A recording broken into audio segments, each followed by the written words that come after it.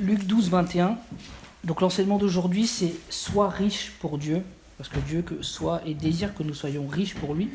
Donc le Seigneur veut qu'on soit des milliardaires. Donc je suis convaincu que ici tout le monde veut être des milliardaires, mais pas des milliardaires en euros ou en dollars, mais des milliardaires avec un cœur pour le Seigneur, un cœur débordant de lui, qui n'a rien à voir avec l'évangile de prospérité. Parce que quand on prend l'exemple là, quand Pierre et Jean étaient devant le mendiant, Pierre dit bien « Je n'ai ni or ni argent, mais ce que j'ai à te donner, c'est de la part de Jésus, sois guéri. » Et on voit en fait que la richesse de Dieu, c'est vraiment dans le cœur. Et on va voir tout ce que le Seigneur nous donne comme moyen et aussi les choses à éviter pour être vraiment riche pour lui. Parce que finalement, c'est cette richesse pour lui qui va nous suivre pour l'éternité. Et c'est ce qu'il attend de nous en tant que ses enfants. Donc Luc 12, 21 nous dit, donc, il en est ainsi de celui qui amasse des trésors pour lui-même et qui n'est pas riche pour Dieu. Donc le premier point pour être riche pour Dieu, c'est d'apprendre à renoncer à soi-même, d'apprendre à s'oublier et à mettre Dieu en premier, à faire que Dieu soit vraiment le centre de notre cœur, le centre de nos vies, le centre de nos pensées, le centre de notre cœur, afin de vivre pour lui en premier. Pour être riche pour Dieu, c'est de placer Dieu en premier, pas par obligation, mais par amour, par reconnaissance pour ce qu'il a fait pour nous, de cet amour qu'il nous a donné avant même que nous le connaissions. Alors ensuite, on va juste prendre les versets plus haut. Donc au verset 15, le Seigneur nous dit « Puis il leur dit, gardez-vous avec soin de toute avarice, car la vie d'un homme ne dépend pas de ses biens. Serait-il dans l'abondance ?» Donc une des premières choses que le Seigneur nous demande vraiment d'éviter, c'est l'avarice. Donc l'avarice, c'est de porter un intérêt, un amour, une idolâtrie pour les choses, pour les biens de ce monde. Le Seigneur n'est pas contre le fait qu'on possède des choses, mais il est contre le fait qu'on soit attaché à ces choses-là.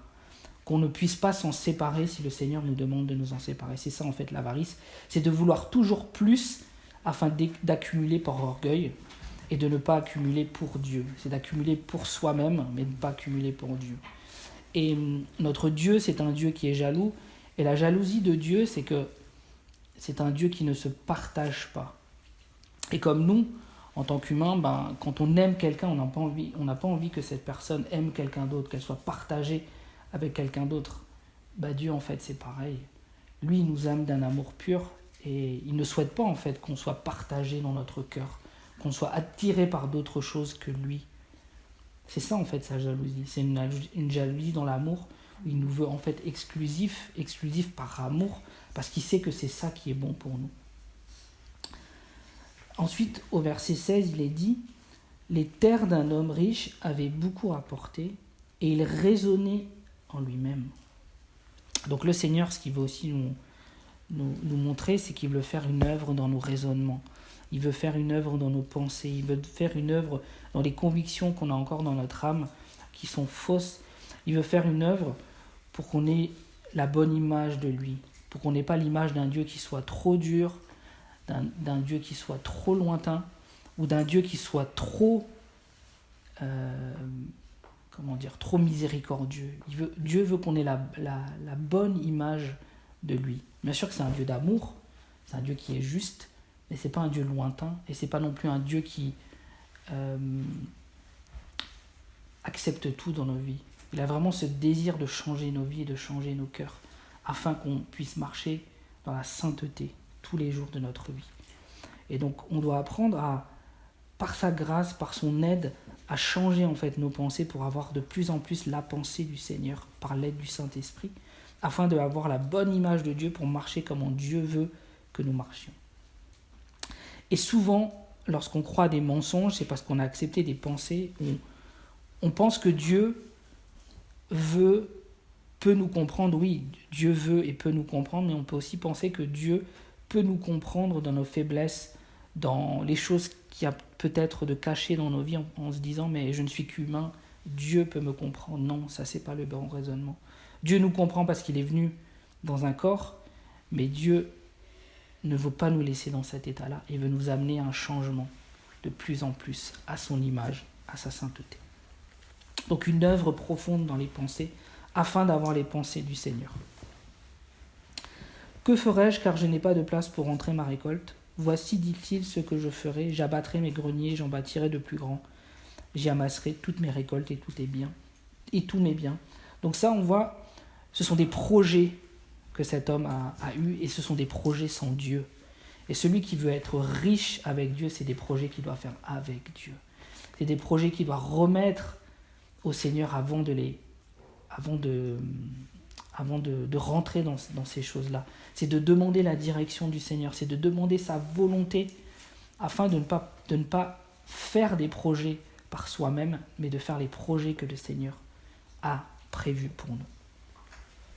Il est dit dans Jacques, ne dis pas j'irai là-bas, je ferai ci, je ferai ça, mais dis dans ton cœur, si Dieu le veut, je ferai ci et je ferai ça. Si Dieu le veut, parce que c'est lui qui décide et c'est lui qui est la source de toutes ces choses. Si Dieu le veut, amen. Et c'est ça en fait que le Seigneur veut nous rappeler, c'est ne faisons pas des projets sans lui. Ne faisons pas des projets humains, ne faisons pas des projets charnels, ne faisons pas des projets en pensant que ça va faire plaisir à Dieu. C'est pas ça que le Seigneur nous demande, c'est de faire des projets en lui demandant sa direction. Amen. Et je dirai à mon âme, tu as beaucoup de biens en réserve pour plusieurs années. Repose-toi, mange, bois et réjouis-toi. Donc on voit là encore, c'est des désirs charnels. Repose-toi, mange, bois, réjouis-toi. Que des désirs charnels. Mais nous, ce qui nous donne notre repos, ce qui nous donne notre réjouissance, c'est pas tout ce qu'on accumule sur cette terre, mais c'est lui, notre Seigneur qui vit en nous et qui est là avec nous à chaque instant. Et on voit que cet homme, ce qu'il avait, c'est qu'il avait des inquiétudes sur les choses humaines. Et ce que le Seigneur veut encore nous apprendre aujourd'hui pour être riche pour lui, c'est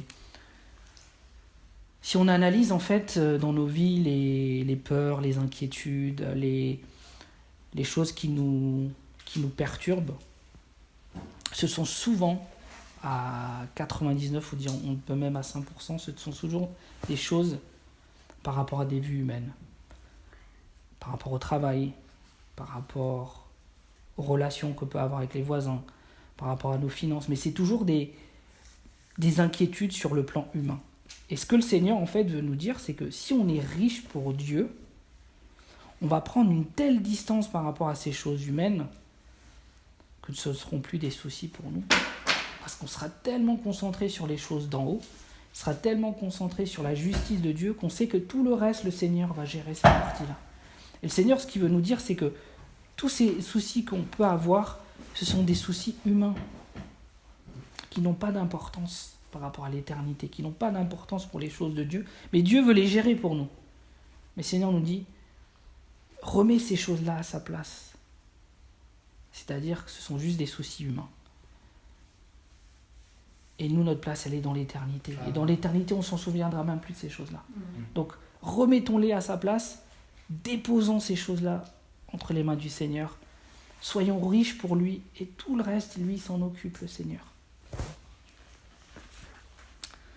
Ensuite, on va aller dans Luc, donc toujours dans Luc 12, du verset 35 au verset 38. Le Seigneur nous dit que vos reins soient sains et vos lampes allumées. Vos reins soient sains, c'est-à-dire c'est avoir de la force, avoir une volonté, être fort, persévérant, violent. C'est ça, c'est l'attitude de cœur, de dire voilà, maintenant moi je vais y aller coûte que coûte, j'y vais jusqu'au bout, parce que Seigneur, je vais y aller jusqu'au bout avec toi, et que tu m'as promis, Seigneur, qu'il n'y aura rien que je ne pourrai pas surmonter. Aucune tentation, c'est dit dans 1 Corinthiens, aucune tentation arrivera dans votre vie sans que vous pouviez le supporter et avoir la victoire. Donc Seigneur, si je passe par ce qui se passe aujourd'hui, Seigneur, je sais que je peux en sortir, parce que tu l'as promis dans ta parole, et il n'y a rien, Seigneur, de difficile, parce que tu es là avec moi, comme on l'a chanté tout à l'heure dans la tempête, tu es là avec moi. Et si je passe par là, Seigneur, je sais que je peux en sortir avec toi, Seigneur. Parce que tu l'as promis, parce que tu es fidèle et parce que tu l'as dit, Seigneur. C'est ça, en fait, l'attitude d'avoir les reins sains. C'est voilà, avoir une colonne vertébrale. Et vos lampes allumées, la lampe, c'est l'esprit. C'est l'esprit de Dieu. Et la lampe allumée, c'est laisser l'esprit de Dieu, être rempli de l'esprit, être spirituel et non pas être dans les émotions ou être dans l'âme, être dans l'esprit. Et vous, soyez semblables à des hommes qui attendent que leur maître revienne des noces. Donc là, l'attitude aussi d'être riche pour Dieu, c'est d'être toujours dans cette attitude d'attendre le retour du Seigneur. Seigneur, quel que soit ce qui se passe dans ma vie, quels que soient même les bons projets que tu as dans ma vie, Seigneur, moi, ce qui compte pour moi, c'est que je suis prêt à tout moment à ce que tu reviennes. Et si tu reviens aujourd'hui, Seigneur, gloire à toi. Parce que tous mes projets humains, ça n'a aucune valeur par rapport à ton retour, Seigneur. Cette attitude de cœur d'être riche pour Dieu. Ok, Seigneur, peut-être que c'est prévu que je me marie dans les prochains mois, dans les prochaines semaines, mais par rapport à ton retour, Seigneur, c'est rien ça. C'est toi, Seigneur, le premier, le centre de ma vie. C'est ça, en fait, l'être riche pour Dieu, c'est semblable à des hommes qui attendent que leur maître revienne. Seigneur, oui, dans mon cœur, je t'attends et la plus grande de mes joies, Seigneur, c'est de savoir que tu reviens, Seigneur, et je vais pouvoir te voir face à face. Et je vais pouvoir t'adorer. Heureux ces serviteurs que le maître, à son arrivée, trouvera vaillant. Parce que pour être vaillant pour Dieu, c'est d'avoir cette attitude de cœur de Seigneur, je vais être prêt. Si tu reviens aujourd'hui, je vais être prêt. Ça veut aussi dire l'importance de mettre nos vies en règle. D'être toujours dans la repentance. De ne pas se dire, je réglerai ces choses-là dans des semaines ou dans des mois. Non. Seigneur, si tu reviens aujourd'hui, je vais être en règle devant toi. Je veux te faire plaisir, Seigneur. Je ne veux pas que ma vie, elle me coupe de ma communion avec toi. Je veux être vaillant et veillant pour toi. Je vous le dis en vérité, il se scindra et les fera mettre à table et s'approchera pour les servir. Ça veut dire que le Seigneur, dans sa grâce, comment il va nous récompenser ? Il va nous servir. Il va être à notre service, par son amour. Qu'il arrive à la 2e ou à la 3e veille, heureux ses serviteurs s'il les trouve veillants. C'est ça que le Seigneur nous dit, soyons veillants. Sachez-le bien, si le maître de la maison savait à quelle heure le voleur doit venir, il veillerait et ne laisserait pas percer sa maison. Vous aussi, tenez-vous prêts, car le Fils de l'homme viendra à l'heure, vous n'y penserez pas. Il y a des chances qu'au moment où le Seigneur vient nous chercher, à ce moment-là, on ne pensera peut-être pas au Seigneur. Mais comme dans notre cœur, on est prêt pour lui, ce n'est pas quelque chose qui va nous surprendre. Mais le Seigneur, il nous dit encore, mettons vraiment nos vies en règle pour sa gloire, pour notre bien, afin d'être prêts. Ensuite, versets 41 à 43, le Seigneur nous dit, Pierre lui dit, Seigneur, est-ce à nous ou à tous que tu adresses cette parabole ? Et le Seigneur dit, quel est donc l'économe fidèle et prudent que le maître établira sur ses gens ? Donc en fait, ce que le Seigneur, il met l'accent sur 2 qualités importantes, la fidélité et la prudence. Donc on va voir qu'est-ce que le Seigneur nous dit par rapport à la fidélité et à la prudence, qui sont 2 points importants et essentiels pour être riche pour Dieu. Alors, on va aller tout d'abord dans Luc 16, verset 10.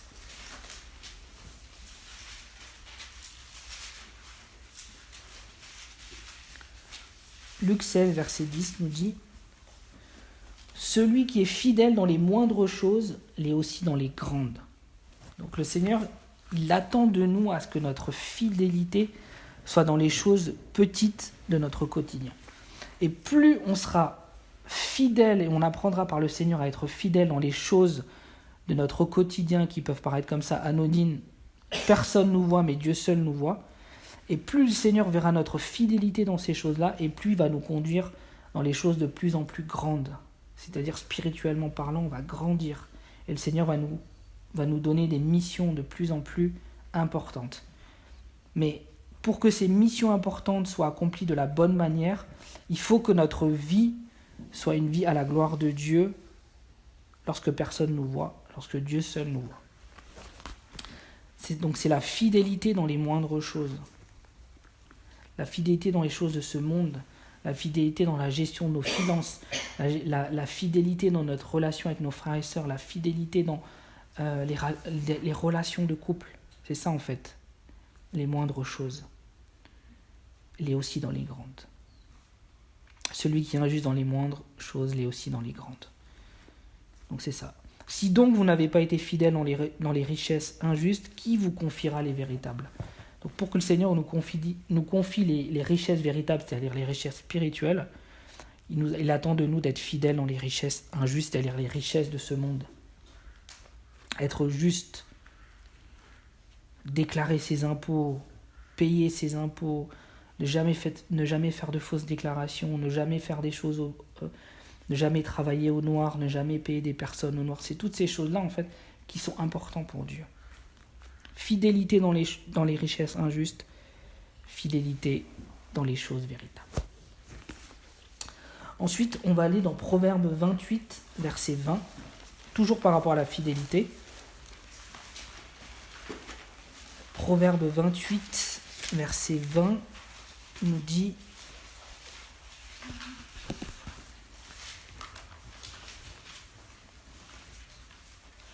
un homme fidèle est comblé de bénédictions, mais celui qui a hâte de s'enrichir ne restera pas impuni. Celui qui veut s'enrichir sans Dieu, celui qui met, comme on l'a vu tout à l'heure, celui qui met que les biens de ce monde en premier, il ne restera pas impuni. Mais l'homme fidèle, il est comblé de bénédictions. Même si on est totalement à l'opposé de la pensée de ce monde, celui qui est fidèle, le Seigneur va le bénir.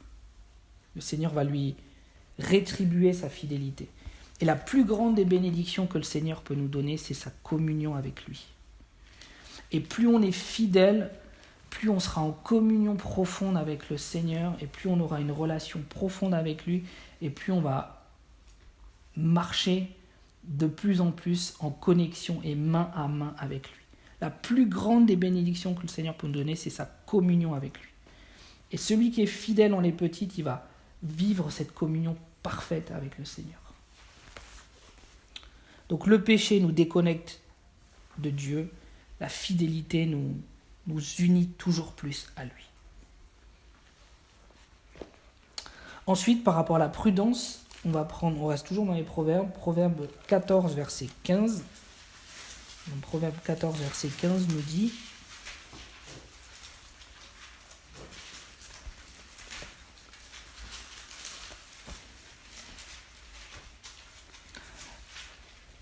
l'homme simple croit tout ce qu'on dit. C'est-à-dire que l'homme simple, il n'a pas le discernement. Il va avaler tout ce qu'on lui dit. Il va croire tout ce qu'on lui dit. Il va croire tout ce que ses sens vont lui dire. Il va croire tout ce que ses yeux lui montrent. Il va croire tout ce que les rapports médicaux vont dire. Ça, c'est l'homme simple. Mais l'homme prudent, l'homme spirituel, il est attentif à ses pas. Il n'ira pas dans une direction où il ne faut pas, parce que le Seigneur va le prévenir et va lui montrer que ce n'est pas la direction par laquelle il va aller. Et comment il va le prévenir ? Par les convictions qu'il va mettre dans notre esprit. Et pour cela, comme je dis tout à l'heure, l'importance d'avoir cette communion et d'être fidèle au Seigneur pour être en connexion avec lui. Et l'homme prudent, il est contraire à l'homme simple. Il ne croit pas tout ce qu'on lui dit. Il ne croit pas tout ce que les rapports médicaux peuvent dire. Il ne croit pas tout ce que les mauvaises nouvelles peuvent dire. Parce que le Seigneur, il est au-dessus de tout ça. Proverbe 13, verset 16 nous dit: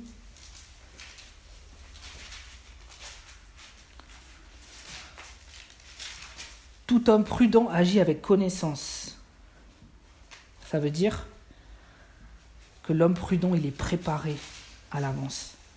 Il est préparé parce qu'il a eu, par sa connaissance avec son Dieu, la révélation de différentes choses, jusqu'au moment où la chose arrive, et l'homme prudent, il n'est pas surpris parce qu'il était déjà préparé à l'avance.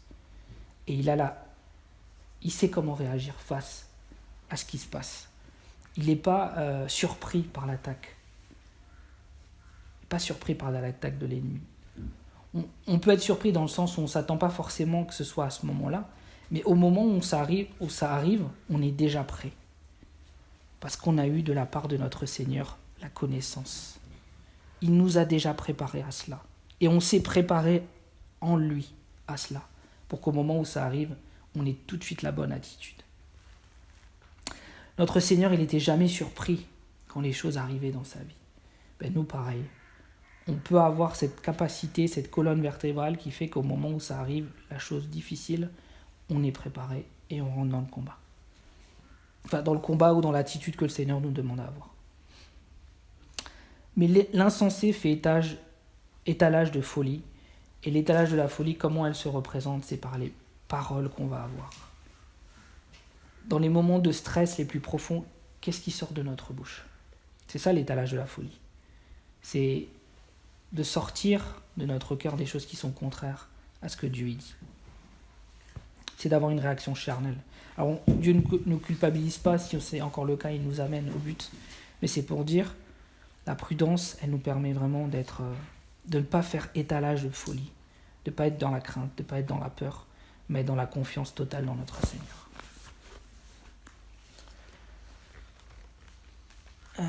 On va retourner dans l'évangile de Luc. On va aller dans Luc 12 à nouveau.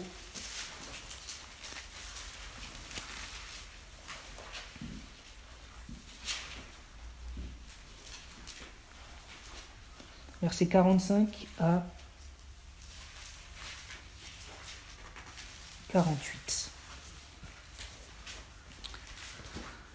Mais si ce serviteur dit en lui-même, « Mon maître tarde à venir », ça c'est la pire des conceptions qu'on peut avoir. Mon maître tarde à venir, je mettrai ma vie en règle un peu plus tard, je me fortifierai dans le Seigneur un peu plus tard. C'est pas ça que le Seigneur nous demande. Et quelle est l'attitude de celui qui a ce cœur comme ça? Il se met à battre les serviteurs et les servantes, c'est-à-dire qu'il a une attitude néfaste envers les personnes qui côtoient. À manger, à boire, à s'enivrer. C'est-à-dire il vit comme si Dieu n'existait pas. Le maître de ce serviteur viendra le jour où il ne s'y attend pas et à l'heure qu'il ne connaît pas, et il le mettra en pièces et lui donnera sa part avec les infidèles.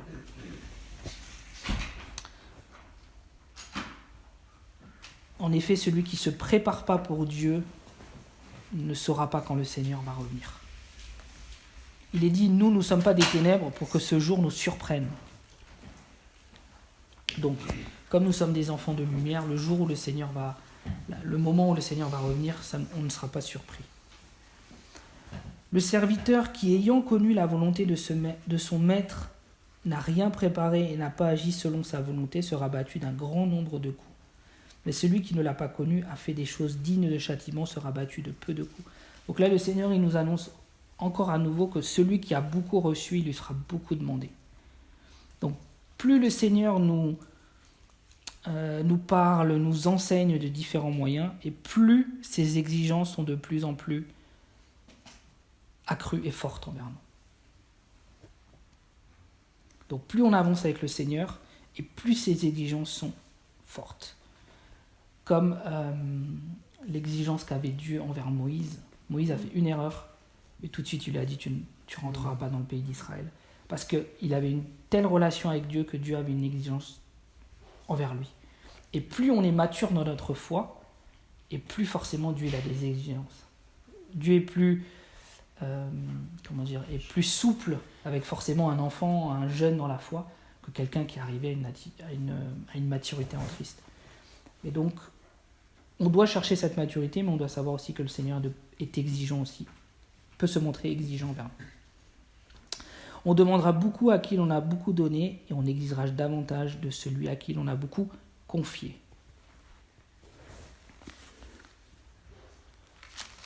Ensuite, Luc 13, versets 24 à 27.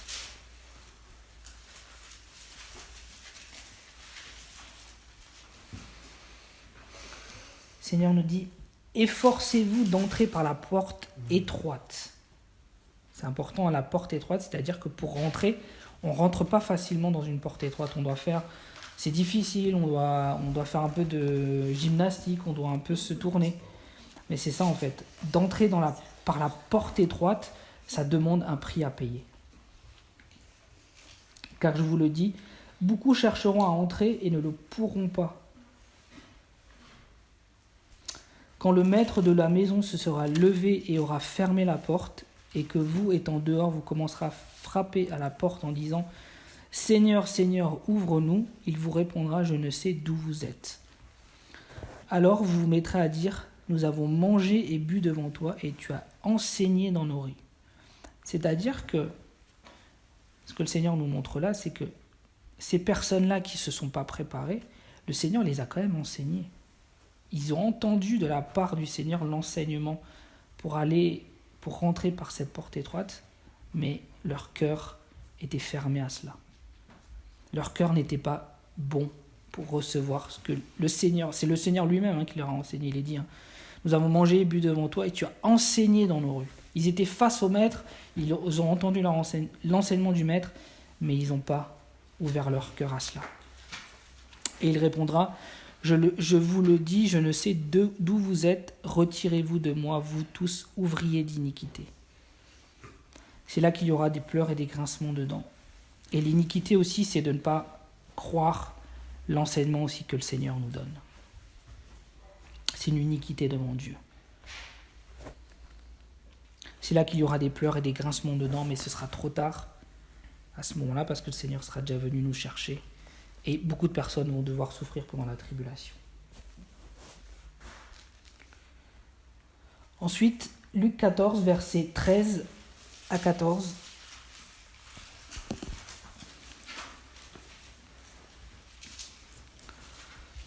Le Seigneur nous dit, mais lorsque tu donnes un festin, c'est-à-dire le festin c'est quoi? C'est les bonnes choses de Dieu.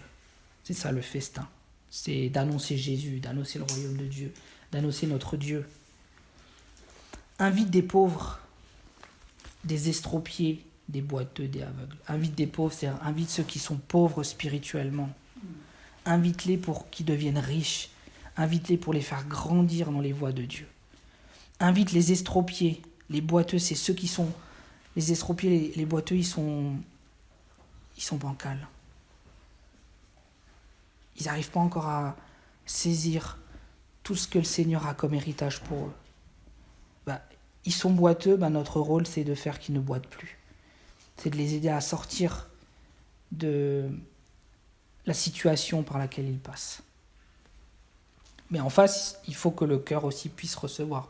Parce qu'il est aussi dit que la parole de Dieu ne peut pas agir si vous ne croyez pas. Des aveugles, c'est ceux qui ont un voile, ils sont voilés. Il y a des aveugles païens, mais il y a aussi des aveugles chrétiens, ils sont totalement voilés. Ils ont compris que Jésus est mort pour leurs péchés, mais le reste, ils sont aveuglés. Et donc c'est aussi notre rôle de les enseigner afin qu'ils puissent voir la gloire de Dieu. Et tu seras heureux de ce qu'ils ne peuvent pas te rendre la pareille. C'est ça en fait la richesse selon Dieu, c'est de faire de tout notre cœur du bien pour les autres, conduits par le Seigneur, en sachant qu'eux ne pourront pas nous rendre la pareille,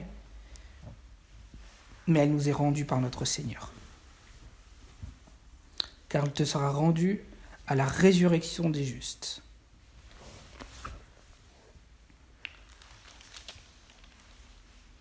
Ensuite, Luc 15, versets 8 à 9.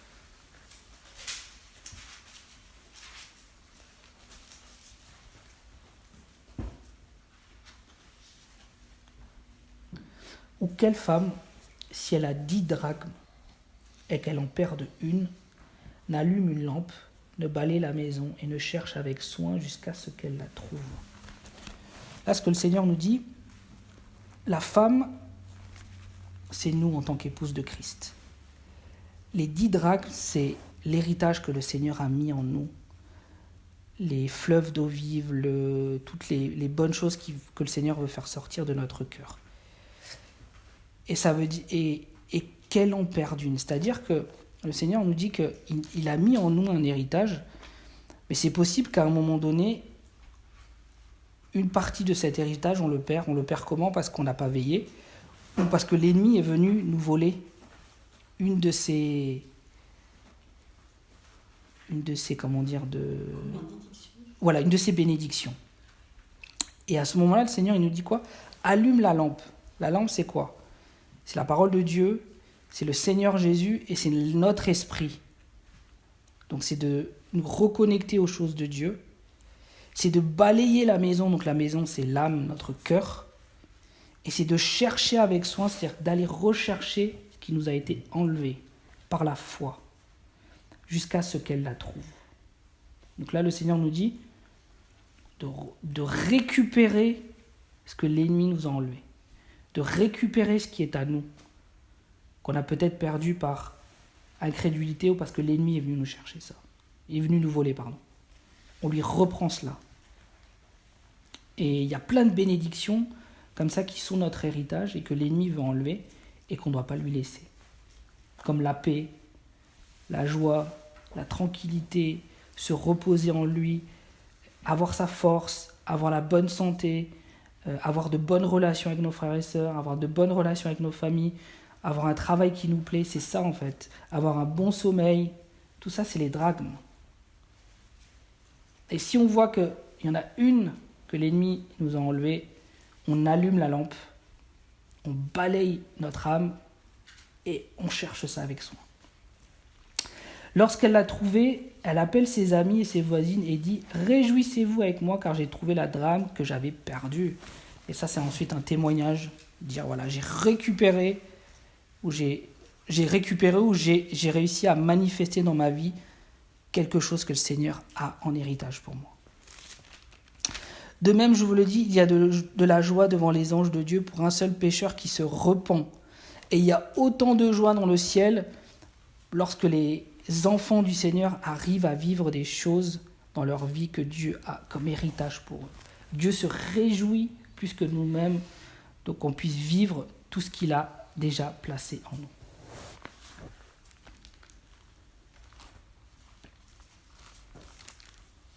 Et ensuite, on va aller dans Apocalypse 3, versets 16 à 20. Apocalypse 3, versets 16 à 20. Donc ça aussi, c'est une attitude que le Seigneur nous demande de ne pas avoir. Apocalypse. Oui, Apocalypse 3, versets 16 à 20. Ainsi, parce que tu es tiède, la tiédeur. Le Seigneur nous dit, puisses-tu être froid ou bouillant. Froid, parce que quelqu'un qui est froid, il peut devenir bouillant. Celui qui est bouillant, il est bouillant. Et celui qui est tiède, il est entre les deux. Et le Seigneur, encore, il nous dit aujourd'hui, ne soyons pas tièdes. Celui qui est tiède, il n'est pas riche pour Dieu. Je te vomirai de ma bouche. Parce que tu dis, quelle est l'attitude de celui qui n'est pas riche pour Dieu? Parce que tu dis, je suis riche, je me suis enrichi. Oui, parce que son intérêt, c'est uniquement dans les choses de ce monde. Donc il est riche pour les choses de ce monde. Il dit qu'il n'a besoin de rien. Et en fait, parce que tu ne sais pas que tu es malheureux, misérable, pauvre, aveugle et nu. Celui qui est riche pour Dieu, il ne sera jamais vu comme ça de la part du Seigneur. Il sera toujours vu heureux, béni, riche, discernement et revêtu du Seigneur. Je te conseille, donc on voit que le Seigneur il tend toujours sa main. Je te conseille de moi, quels sont les conseils que le Seigneur nous donne pour être aussi dans cette attitude de richesse pour lui? D'acheter de moi de l'or éprouvé par le feu. L'or éprouvé par le feu, c'est la sainteté et la repentance. La soumission à Dieu, la repentance, soumettez-vous à Dieu, résistez au diable et il fuira loin de vous. Afin que tu deviennes riche spirituellement, riche pour Dieu, et des vêtements blancs, la sainteté, afin que tu sois vêtu et que la honte de ta nudité ne paraisse pas. Et à collyre, donc la collyre c'est l'esprit de révélation, l'esprit de sagesse, pour oindre tes yeux afin que tu vois. Moi je reprends et je châtie tout ce que j'aime. Et donc du zèle et repens-toi. Voici je me tiens à la porte et je frappe. Si quelqu'un entend ma voix et ouvre la porte, j'entrerai chez lui, je souperai avec lui et lui avec moi. Et c'est ça en fait la promesse que le Seigneur nous dit encore, c'est qu'il est là pour rentrer chez nous. Son désir, c'est d'entrer chez nous et de souper avec nous, c'est-à-dire vraiment d'avoir ce moment. Ce qu'il désire dans son cœur, c'est d'avoir ce moment, ce cœur à cœur avec nous, où il est là pour nous, à notre écoute, pour notre bien, pour notre intérêt. Et de savoir que le Seigneur vient souper avec nous tous les jours, c'est bon. C'est de se dire que tous les jours, le Seigneur, il est là. Il est là pour nous accompagner, pour nous guider et pour nous faire du bien.